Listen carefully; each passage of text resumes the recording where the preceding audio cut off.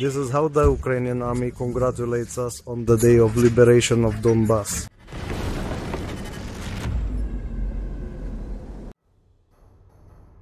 Explosions once again rocked occupied Donetsk as Ukraine launched another massive drone wave against Russian positions in the city. Local sources reported widespread power outages, while air defense systems lit up the skies in a desperate attempt to repel the attack. Residents described a series of loud detonations followed by secondary blasts, suggesting direct hits on critical infrastructure. The evening began chaotically, with even an air defense missile crashing down inside the city itself, underscoring the strain on Russian defenses. Ой, летит, братишка. Ой-ой-ой, братишка. Бам! Ой-ой-ой. Суета какая-то. Мама, у нас подъезда нету. Мы не можем выйти. These repeated strikes show Kyiv's determination to keep Donetsk under constant pressure, denying Moscow a sense of security in its stronghold. Man filming the video says, "That's how they're wishing us a happy Liberation Day." Donetsk was liberated on September 8, 1943. Here is the hit. What is it? On this party building, Acha 2 floors. This is how the Ukrainian army congratulates us on the day of liberation of Donbass. No worries, we will liberate both Kyiv and Lviv. Firm's data confirms the fire broke out at an oil depot in Prokhorovka, Belgorod region, reportedly after a drone strike. Governor Gladkov confirmed damage to storage tanks, with fire trains brought in alongside emergency services to contain the blaze. Supplies of gasoline have reportedly run out in parts of Russian-occupied Donetsk and Luhansk, leading to rationing and long queues at gas stations that are still open. Similar problems are reported from regions across Russia. Ukraine's drone campaign against Russian oil refineries is reported to have knocked out as much as 20% of Russian fuel production. As a result, disruption to fuel supplies has become widespread. The Russian newspaper Kommersant reports that 10% of gasoline production has been lost due to drone attacks and scheduled maintenance. The price per ton of both AI-92 and AI-95 gasoline reached record prices in late August.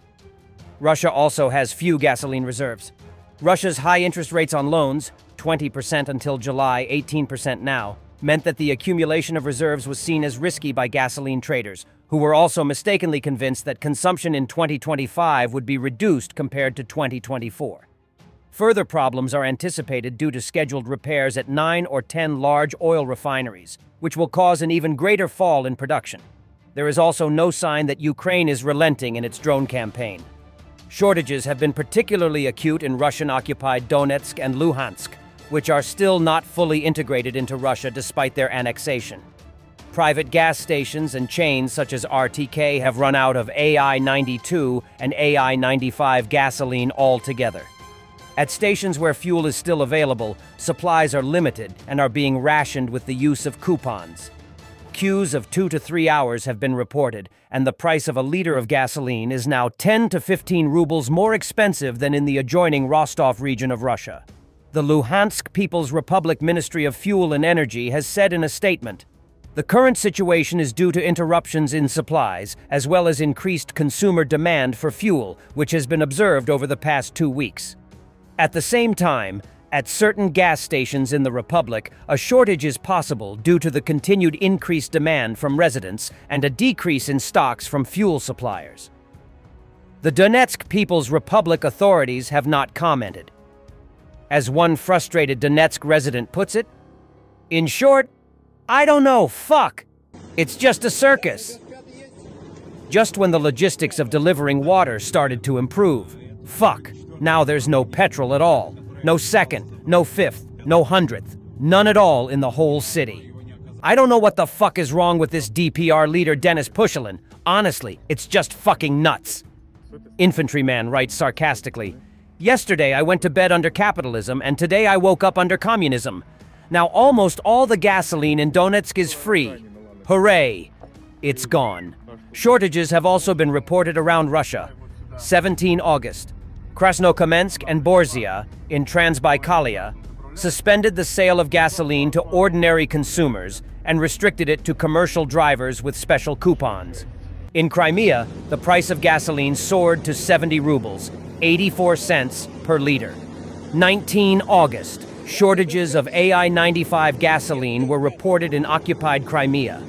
The region's head, Sergei Aksanov, appointed by Russia, blamed problems with road transport and said that the issue would go away after the end of the special military operation. 20 August. Kilometers-long queues for gasoline were reported at stations in Primorsky Krai in the Russian Far East. 25th August. Supplies of AI-92 gasoline ran out altogether on the Kuril Islands in the Sakhalin region after a limit of 10 liters per customer was previously imposed. 7 September. AI-95 gasoline was reported by pro-government newspaper KP to have completely run out at filling stations in Moscow and Saratov. Russian Army finest. Scrap metal is dragging other scrap metal. The Russian Army is increasingly resorting to using outdated military trucks and even repurposed civilian vehicles to move troops and supplies, a clear sign of mounting shortages. With modern equipment lost or destroyed at a faster rate than it can be replaced, improvised transport has become a necessity, further exposing logistical weaknesses and leaving convoys highly vulnerable to Ukrainian strikes.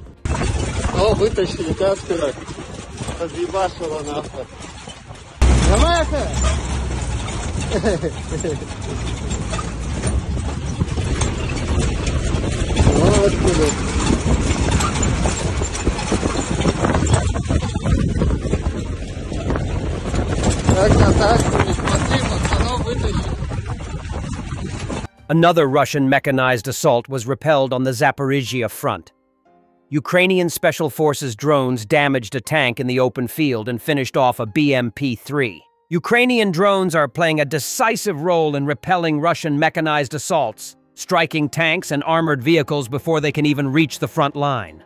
Operating in coordinated swarms, these drones identify, track, and destroy advancing columns with precision-guided munitions, forcing Russian troops to retreat or abandon equipment. This constant aerial pressure has turned once powerful armored thrusts into costly failures, blunting Russia's offensive momentum. During the night attack on Kiev on September 8th, Ukrainian air defense managed to shoot down a Russian Iskander-K cruise missile with a ZU anti-aircraft gun, a rare mix of luck and skill. Ukraine continues to maintain a very high interception rate against Russian Shahed drones, with air defenses regularly downing the vast majority before they reach their targets, minimizing damage and showcasing improved protection. Zelensky says Ukraine already has a buffer zone on the front. We have death zones of 10 to 20 kilometers in different areas. Any tank, armored vehicle, or motorcycle that enters is destroyed by drones. So if they talk about a buffer zone, we already have it. I'll tell you about buffer zone. This is not, this is a big mistake. We have already buffer zone. I try to explain all this experts and etc. Yeah, they have to be on this war. This is the new war. We have for today drone lines. It's a pity, but it's true that not only we Russians, so they do the same what we do, and we learn a lot of things from them, and they learn from us. It's true. This is such war. We have to recognize it. And these lines, drone lines, we have death zone from 10 kilometers to 20 kilometers, different places, different points between us.